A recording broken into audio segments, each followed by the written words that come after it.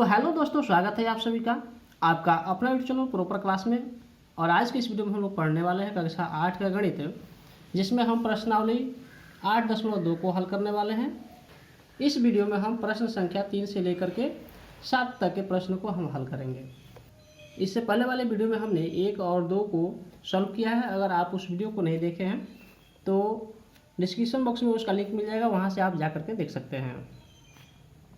तो आइए देखते हैं पहला क्वेश्चन क्या है। कह रहा है कि एक बिजली के पंखे को 510 रुपये में बेचने पर एक दुकानदार को 15% की हानि उठानी पड़ती है। बताइए दुकानदार ने पंखा कितने में खरीदा। यदि वह पंखे को 630 रुपये में बेचे तो उसे कितने प्रतिशत का लाभ या हानि होगी। पंखा का यहाँ पर दिया हुआ है 510 रुपये में बेचा है, यानी यह क्या है, यह विक्रय मूल्य है। और हमको क्या निकालना है, क्रय मूल्य निकालना है। तो यहाँ पर हम हल करते हैं और क्रय मूल्य निकालना हो, यदि उसको क्या हुआ हो, हानि हुआ हो। कह रहा है ना 5, यहाँ पर कह रहा है कि 15% की क्या हुई है, हानि हुई है। तो इसके लिए क्या फॉर्मूला है, यहाँ पर निकालते हैं हम। क्रय मूल्य बराबर होता है विक्रय मूल्य गुणे 100/100 माइनस हानि प्रतिशत। क्या होगा, हानि प्रतिशत। यहाँ पर घटाएंगे, क्योंकि उसको क्या हुआ है, 15% की हानि हुई है। तो इसी को यहाँ पर हम लिख देंगे। अब इस फॉर्मूले पर हम इसको बनाना शुरू करते हैं। क्या है, विक्रय मूल्य क्या है, विक्रय मूल्य है 510 रुपया। हम यहाँ पर 100 लिखते हैं और नीचे देखिए यहाँ पर क्या करते हैं, 100 माइनस हानि प्रतिशत कितना है, 15 है, इसलिए हम यहाँ लिखते हैं 15। अब हम क्या करेंगे, यहाँ पे 510 गुणे 100 बटा में क्या हो जाएगा, 100 में से अगर 15 घटाए तो 85 हो जाएगा। अब इसको हम कटा देते हैं 17 से, तो 17 × 85 5 बार में, और 17 × 3 = 51। ये 51 कट गया, ये 0 बचा, इस 0 को यहाँ पर हम लिख देते हैं 3 हो गया। इस 5 से हम कटाते हैं इस 30 को, तो कितना मत हो जाएगा, तो 5 × 6 = 30, 6 बार में गया। तो देखिए यहाँ 6 है और यहाँ पर क्या है, 100 है। तो 100 है तो हम यहाँ पर क्या करते हैं, इसको गुणा करेंगे तो क्या हो जाएगा, 600 रुपया, ठीक ना। क्रय मूल्य निकल गया यहाँ पर कि उसने पंखा को कितने में खरीदा था। तो ये हो गया आपका क्रय मूल्य। अब कह रहा है ना, पंखे को 630 रुपया में बेचे तो उसको लाभ होगा कि हानि होगा, यह आपको बताना है। तो देखिए यहाँ पर उसने खरीदा कितना में है, 600 रुपये में खरीदा है, और बेचने की बात कितने की जा रही है, 630 रुपये में, यानी कम में खरीद कर और ज़्यादा में बेचने की बात की जा रही है। इसका मतलब यहाँ पर क्या होगा, उसको लाभ होगा, ठीक ना। तो यहाँ पर देखिए अब तो हमको क्या करना है, लाभ प्रतिशत निकालना है। तो उससे पहले हम निकाल लेते हैं कि लाभ क्या होगा। तो लाभ देखिए, लाभ निकालने के लिए क्या होता है, विक्रय मूल्य माइनस क्रय मूल्य। तो विक्रय मूल्य माइनस क्रय मूल्य क्यों करेंगे, क्योंकि विक्रय मूल्य यहाँ पर ज़्यादा हो रहा है और क्रय मूल्य क्या हो रहा है, यहाँ पर कम है। इसलिए क्या करते हैं, हम विक्रय मूल्य में से हम क्रय मूल्य को घटाते हैं, तो हमको निकल के आ जाएगा कि कितना उसको लाभ हुआ है, ठीक है। अब यहाँ पर विक्रय मूल्य कितना है, 630। ये बाद की बात की जा रही है, पहले वाली बात नहीं की जा रही है। इसका तो हमने हल कर लिया यहाँ पे कि इसका क्रय मूल्य निकालने के लिए यहाँ पर जो दूसरा स्टेप पर दिया हुआ है कि 630 रुपये में बेचने की बात की जा रही है, उसको हम लोग हल करने जा रहे हैं। तो 630 रुपया और माइनस हम क्या करते हैं, 600 रुपया। तो हमको निकल के आता है यहाँ पर कि उसको कितने का, 30 रुपये का लाभ होगा। अब हमको बताना है कि 30 रुपये का लाभ हुआ है, तो इसको प्रतिशत में बदलना है, ठीक ना। प्रतिशत में बदलना है तो क्या करेंगे, तो लाभ प्रतिशत बराबर होता है, लाभ प्रतिशत बराबर होगा लाभ बटा क्रय मूल्य और गुणे होता है 100। अब हम यहाँ पे लाभ कितना हुआ है, 30 रुपया हुआ है। क्रय मूल्य कितना है, क्रय मूल्य है 600 रुपया। तो हम यहाँ पर लिखते हैं 600 और यहाँ हम क्या करते हैं, गुणा 100 करते हैं। तो इस 2 जीरो से हम क्या करते हैं, इस 2 जीरो को हम काट देते हैं और इस 6 से हम इस 30 को काटेंगे तो क्या कट जाएगा, 5 बार में। यानी उसको लाभ कितना होता है, उसको लाभ होता है उसको 5%, ठीक ना। तो ये आपका क्या हो गया, आंसर हो गया। और ये हो गया, निकल गया आपका क्रय मूल्य। चौथा नंबर क्वेश्चन कह रहा है कि मुकेश स्पोर्ट की दुकान से एक फुटबॉल गेंद 20% की बट्टे पर 192 रुपये में खरीदता है, तो फुटबॉल गेंद का अंकित मूल्य क्या है। यहाँ अंकित मूल्य क्या मतलब हुआ कि आप जो भी सामान खरीदने जाते हैं तो क्या होता है कि ग्राहक को लुभाने के लिए अगर कोई फुटबॉल 100 रुपये का होगा तो क्या करते हैं उसका प्राइस 150 रुपये लिख देते हैं, और 150 रुपये लिखने के बाद उस पर कहते हैं कि 5% 10% आपको हम छूट देते हैं। ग्राहक क्या होता है कि छूट दे करके उस सामान को खरीद लेता है। तो वही चीज़ यहाँ पर क्या गया है, क्या किया जाता है कि कुछ अंकित मूल्य उस पर लिखा गया है, किस पर, फुटबॉल पर अंकित मूल्य है, और उस पर क्या करता है 20% का छूट देता है, तब जा करके वह 192 रुपये में बेच देता है किसी ग्राहक को, ठीक ना। जैसे मान लो एक आप फुटबॉल खरीदने जाते हो, उस पर कुछ प्राइस लिखा हुआ है, लेकिन आपको यहाँ बताया नहीं जा रहा है कि कितना प्राइस लिखा हुआ है, तो उस प्राइस पर क्या करता है कि 20% छूट देता है, और छूट देने के बाद कहता है कि आप ये गेंद इतने में आप 192 रुपये दे करके ले सकते हैं, ठीक ना। तो यहाँ पर आपने 192 रुपये उसको दिया है और छोड़ा कितना है दुकानदार ने, तो 20% छुड़ा है, लेकिन यहाँ पर अंकित मूल्य आपको बताया नहीं गया है, आपको हल करके बताना है। तो देखिए यहाँ पर क्या कर सकते हैं हम लोग बनाने के लिए दो तरीका अपना सकते हैं, एक हम फार्मूला लगा सकते हैं, दूसरा हम ट्रिक से बना सकते हैं। तो देखिए यहाँ पर क्या करते हैं, हम पहले हम फार्मूला लगाते हैं। यहाँ पर अंकित मूल्य पता नहीं है, अंकित मूल्य क्या है कि हमको पता नहीं है, ठीक ना। और क्या किया गया है, और यहाँ पर विक्रय मूल्य दिया हुआ है कि विक्रय मूल्य कितना है, तो विक्रय मूल्य दिया हुआ है 192 रुपया, और बट्टा दिया गया है कितना, बट्टा यानी वही छूट जो आपको दिया गया है कि 20% का आपको छूट दिया गया है, ठीक ना। तो इसको हल करने के लिए हम निकाल सकते हैं कि हमको क्या करना है, अंकित मूल्य निकालना है।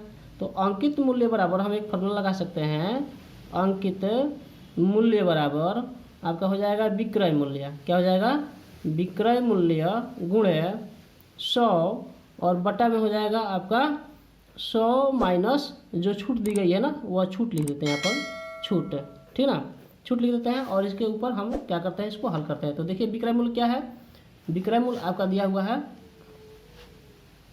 विक्रय मूल्य दिया हुआ है 192 रुपया, हम यहाँ पर लिखते हैं 192 रुपया, ठीक ना, 192 लिखते हैं और गुणा में करते हैं 100, और नीचे दिया हुआ है 100 माइनस छूट, ठीक ना।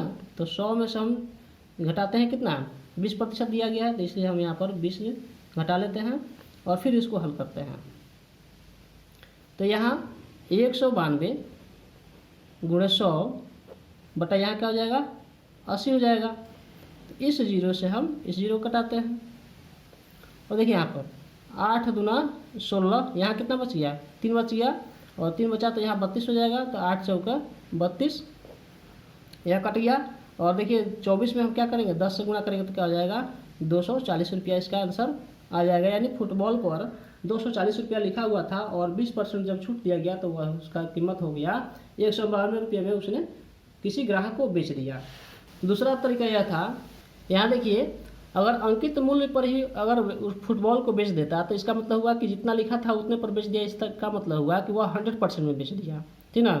अगर उसने कुछ माइनस करके बेचा यानी उसने छूट दिया, यानी 100% में नहीं बेचा, कितने में बेचा उसने तो 20% अगर किसी को बट्टा दे दिया, इसका मतलब हुआ कि 100 में से 20 घटा लगे, यानी 80% ही यह क्या है, 192 रुपया है। समझ आ रहा है बात, यानी 100 में बेचता यानी अंकित मूल्य पर ही बेच देता, लेकिन उसने क्या किया गया है, लेकिन उसने क्या किया है कि 20% छूट दिया है, इसका मतलब 100 में नहीं बेचा है, यानी 100 में से यानी 100 में से हम क्या करते हैं 20 घटा लेंगे, यानी कितना हो गया, यानी 80% ही यह रुपया उससे लिया गया है, ठीक ना।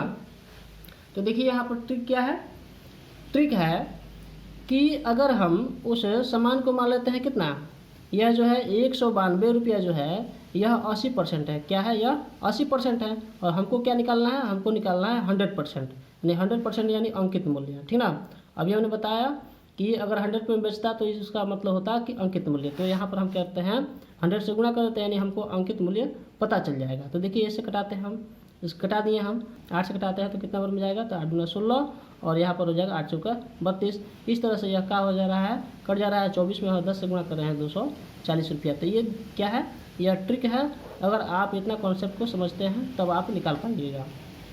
चलिए आगे देखते हैं अगला क्वेश्चन क्या है। 5 नंबर क्वेश्चन कह रहा है कि एक दुकानदार एक जोड़ी जूते पर 1250 रुपये अंकित करके ग्राहक को खरीदने पर 20% की छूट देता है। यानी कह रहा है कि एक जूता है जिसको क्या किया गया है, 1250 लिखा गया है, और कोई ग्राहक अगर खरीदता है तो उसको 20% की छूट उसको दे दी जाती है, तो बेचा जाता है। 1250 में नहीं बेचा जाता है, उससे कम में बेचा जाता है, उसमें 20% की छूट दे करके। छूट देने के बाद भी दुकानदार को 25% का लाभ प्राप्त होता है, तो जूते का क्रय मूल्य क्या है। यहाँ पर देखिए, जूते का पहले हम निकालते हैं कि उसने जूते को बेचा कितने में, ठीक ना। तो हम विक्रय मूल्य पहले निकालते हैं। यहाँ पर आपका 5 नंबर क्वेश्चन है। अब देखिए यहाँ पर अंकित मूल्य क्या है, अंकित मूल्य है आपका 1250 रुपया। यहाँ हम लिखते हैं अंकित मूल्य, अंकित मूल्य दिया हुआ है 1250 रुपया। छूट कितना देता है, छूट वह देता है 20%, ठीक ना। फिर भी उसको क्या होता है, 25% का लाभ होता है, और लाभ कितना होता है, तो 25% का लाभ होता है, ठीक ना। 25% का उसको लाभ प्राप्त होता है 20% छूट देने के बाद भी। अब देखिए इसको कैसे हल करेंगे। हमको क्या निकालना है, हमको निकालना है पहले विक्रय मूल्य, कि उसने कितने में बेच दिया, ठीक ना। तो विक्रय मूल्य का फॉर्मूला होता है, विक्रय मूल्य का फॉर्मूला होता है अंकित मूल्य। क्यों, क्योंकि यहाँ पर यही दिया हुआ है, ठीक ना। अंकित मूल्य गुणा 100 और -20, ठीक ना, और बटा में 100 रहेगा नीचे।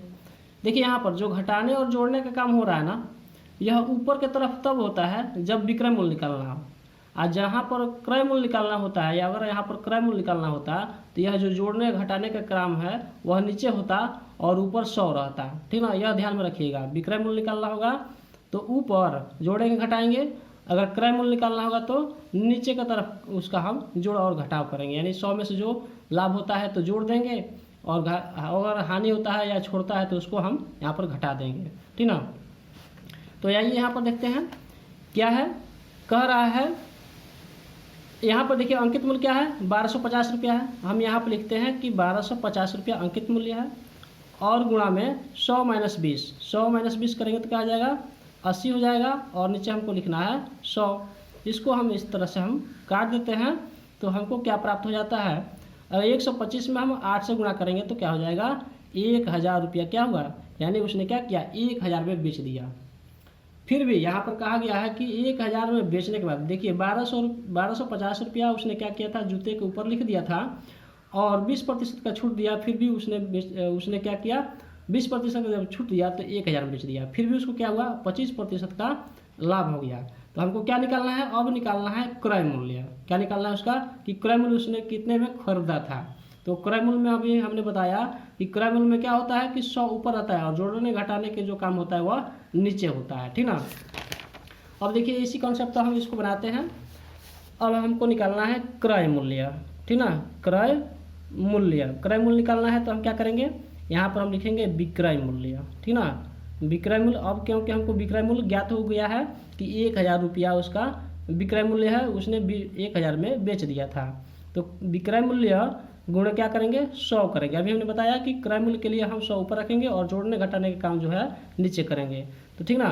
तो क्या होता है कि हम यहाँ लिखते हैं 100, और उसको 25% का लाभ होता है, ठीक ना। देखिए यहाँ पर लिखा हुआ है ना 20, यहाँ पर 25% का क्या हुआ है, लाभ हुआ है। लाभ होता है तो जोड़ते हैं, और हानि होता है तो क्या करते हैं, घटाते हैं। तो यहाँ पर हम क्या करते हैं, जोड़ देते हैं कितना, लाभ, ठीक ना। अब इसी कॉन्सेप्ट पर और इसी फॉर्मूले पर हम बनाएंगे। विक्रय मूल्य कितना आया था, 1000 आया था, गुणा करते हैं 100 से, और हम नीचे क्या करते हैं, देखिए यहाँ पर क्या दिया हुआ है, यहाँ दिया हुआ है 100 और प्लस लाभ, तो 100 और प्लस हम करते हैं 25, ठीक ना। 25% का लाभ हुआ इसलिए। तो हम यहाँ अब हल करना शुरू करते हैं। 1000 गुणा 100 बटा में हम करते हैं 125, और जब इसको हम कटाएंगे तो देखिए यहाँ 25 से कटाते हैं तो 25 × 5 = 125, यानी 25 × 5 = 125, और 25 चौका 100, और 5 से इसको कटाते हैं तो 5 से कटाते हैं तो 5 दूना 10, ये कट गया, और 2 ठो बच गया, तो 2 जीरो हम यहाँ पर लिख लेते हैं, यह पूरा का पूरा कट गया। अब 200 में हम गुणा करेंगे 4 से तो क्या हो जाएगा, 800, यानी उसने वह वस्तु कितने का खरीदा था, तो 800 रुपये का खरीदा था, और यही आपका क्या हो गया, आंसर हो गया। 6 नंबर क्वेश्चन कह रहा है कि सोहन द्वारा एक डिपार्टमेंटल स्टोर से खरीदी गई सामग्री का बिल निम्नानुसार है। बिल की कुल राशि ज्ञात कीजिए। कहा गया है कि यह आपको क्या करना है कि सभी वस्तुओं को जो खरीदा गया है सबका क्या करना है, आपको यहाँ पर कुल दी गई राशि आपको बताना है। तो सबसे पहले हम देखते हैं, यहाँ पर कह रहा है कि सामान का मूल्य जो है, टी शर्ट लिखा हुआ है, टी शर्ट का मूल्य 250 रुपया है, और कह रहा है कि उस पर ना 4% क्या लग रहा है, बिक्री कर लग रहा है। बिक्री कर यानी आपको अगर लिखा हुआ है 250 रुपया ना, तो आपको 250 नहीं देना है, 4% और बढ़ा के देना होगा। ये क्या है, सरकार द्वारा लगाई गई कर है, जिसको वैट कहते हैं, ठीक ना। तो यहाँ पर हो गया बिक्री कर या सहित आपको यहाँ बताना है कितना रुपया होगा। तो देखिए यहाँ पर इसको हल करते हैं, 250 का हम 4% निकालते हैं, ठीक ना। 250 का हम निकालते हैं 4%, तो 250 का हम 4% अगर निकालते हैं तो क्या हो जाएगा आंसर आपका। यहाँ पर हम काट देते हैं, 1 0 से 1 0, और 5 से इसको कटाते हैं 2 बार में, इसको कटाते हैं 5 बार में, और 2 से कटाते हैं इसको 2 बार में, यानी यहाँ पर क्या हो गया 5 दूना 10। यहाँ पर क्या हो गया आपका 10 रुपया। कहने का मतलब कि आपको 10 रुपये का बैट लगा, यानी 10 रुपये का आपको टैक्स लगा सामान खरीदने पर। तो जब यह सामान 250 का है और 10 रुपया आपको बढ़ा कर देना पड़ा, तो यहाँ पर क्या हो जाएगा आपका 260 रुपया हो जाएगा, ठीक ना। तो हम यहाँ पर लिखते हैं 260 रुपया। यहाँ पर लिख लेते हैं कि 250 पहले था, और हमको 10 रुपये का किया गया, हमको टैक्स देना पड़ा, और टोटल मिलाकर के हो गया 260 रुपया, ठीक ना। किसका था, तो ये टी शर्ट का था। अब देखते हैं क्रॉकरी का कितना दाम दिया है। क्रॉकरी का दिया हुआ है 300 रुपया, और उसका 10% आपको बताना है। तो यहाँ पर हम निकालते हैं कि 300 का 10% कितना होता है, 10%। तो देखिए इस 0 से इसको कटा दिए, इसको हम कटा दिए, कितना आ गया, तो 30 रुपया आ गया। तो ये हो गया आपका 30 रुपया, यानी 300 का सामान है और 30 रुपया हमको एक्स्ट्रा देना पड़ा। क्या देना पड़ा, यह बिक्री कर देना पड़ा। तो इसका मतलब हो गया 300 और प्लस 30 यानी 330 रुपया। यहाँ लिखते हैं क्रॉकरी का, ठीक ना, क्रॉकरी का लिखते हैं हम 300 रुपया और प्लस 30 रुपया हो गया आपका 330 रुपया, ठीक ना। फिर कह रहा है कि घी 1 किलोग्राम है, जिसका मूल्य कितना है 260 रुपया, और 5% क्या करना पड़ रहा है उसको, यहाँ पर उसको कर देना पड़ रहा है, यानी इसका मूल्य कितना हो जाएगा बढ़ा करके। तो 260 का हम निकालते हैं कि 260 का हमको देना पड़ा 5%, ठीक ना।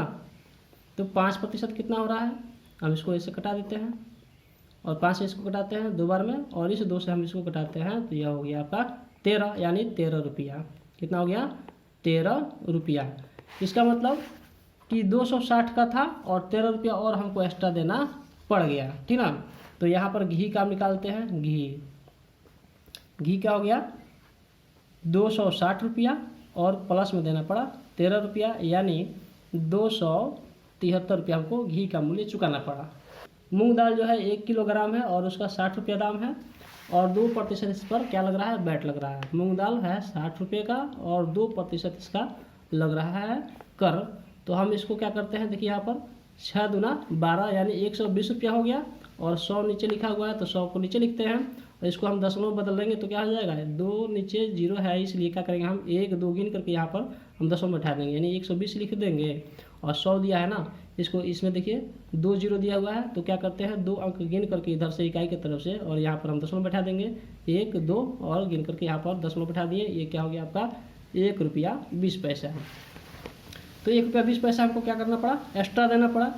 तो देखिए यहाँ पर क्या हो रहा है, मूंग दाल का क्या हो रहा है कि 60 रुपया मूल्य था, और 1 दशमलव यानी 1 रुपये 20 पैसा हमको एक्स्ट्रा देना पड़ा, यानी हमको देना पड़ा 61 दशमलव यानी 61 रुपया 20 पैसा, ठीक ना। और फिर कह रहा है कि कुल मूल्य बताना है, कह रहा है ना कुल राशि ज्ञात कीजिए। तो कुल राशि ज्ञात करना होगा तो इसको हम जोड़ेंगे, तो सबको अगर हम जोड़ रहे हैं तो कितना हो जाएगा आपका, सबको जोड़ेंगे तो हो जाएगा 924 रुपये। कितना हो जाएगा 924 रुपया 20 पैसा, ठीक ना। ये आपका क्या हो गया, इसका आंसर हो गया। सबको आप अगर जोड़िएगा तो 7 नंबर क्वेश्चन कह रहा है कि राखी को 250 रुपये मूल्य की खेल सामग्री तथा 220 रुपये के चमड़े का बैग क्रमशः 6% और 12% बिक्री कर देकर खरीदना पड़ा हो तो बताइए उसने कुल कितने रुपए चुकाए। यहाँ पर देखिए खेल सामग्री खरीदी है कितने का, 250 रुपये का। तो यहाँ हम लिखते हैं खेल सामग्री खरीदाया है 250 रुपये का, ठीक ना। और उसके बाद क्या खरीदाया है, तो चमड़े का बैग, तो यहाँ हम लिखते हैं बैग, ठीक ना। बैग खरीदाया है कितने का, तो 220 रुपये का। अब यहाँ पर दिया हुआ है कि क्रमशः का मतलब हुआ कि पहले जो सामग्री यहाँ पर है उसके लिए 6% और जो दूसरे नंबर पर जो सामग्री है उसके लिए 12% देना पड़ा है बिक्री कर, ठीक ना। तो यहाँ पर देखिए खेल सामग्री के लिए 6%, तो यहाँ लिखते हैं हम कि खेल सामग्री वाले में कि यहाँ पर दिया गया है बिक्री कर, ठीक ना। बिक्री कर दिया गया है 6% और इसके लिए दिया गया है 12%। कितना है, 12%। अब इस पर हम हल करेंगे। यह जो खेल सामग्री है 250 रुपये का है और इस पर हमको 6% का अगर हमको कर देना है तो इसका हम 6% निकाल लेते हैं। इस तरह से हम इसको कटा लेंगे, 5 से कटाते हैं 2 बार में, 5 से कटाते हैं इसको 5 बार में और इसको इस तरह से कटाते हैं। क्या हो गया आपका, 3 बार में कट गया तो 5 दिया 15, यानी 15 रुपया इसको एक्स्ट्रा देना पड़ा। यानी इसको इस सामग्री का टोटल मूल्य कितना हो गया, तो यह टोटल मूल्य हो गया इसका खेल सामग्री का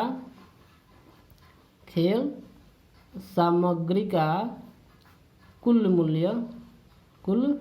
मूल्य हो जाएगा आपका 250 और प्लस 15 कितना हो जाएगा, यह 265 रुपया, ठीक ना, 265 रुपया। अब कह रहा है कि बैग का 12% और यहाँ निकालते हैं कि बैग का 12% कितना होगा, तो बैग का निकालते हैं कि 220 गुणे हम निकालते हैं 12%। इससे हम इसको कटा लिए और 12 में जैसे हम 24 से गुणा करते हैं तो 12 दूना 24 का 4 और 12 दूना 24 और 2 क्या होता है 26। ये आपका हो गया इस तरह से।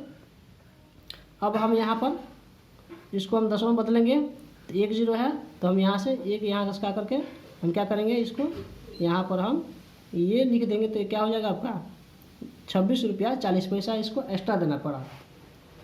यानी 220 रुपये का बैग था, ठीक ना। और बैग का मूल्य कितना हो रहा है, कर सहित, ठीक ना।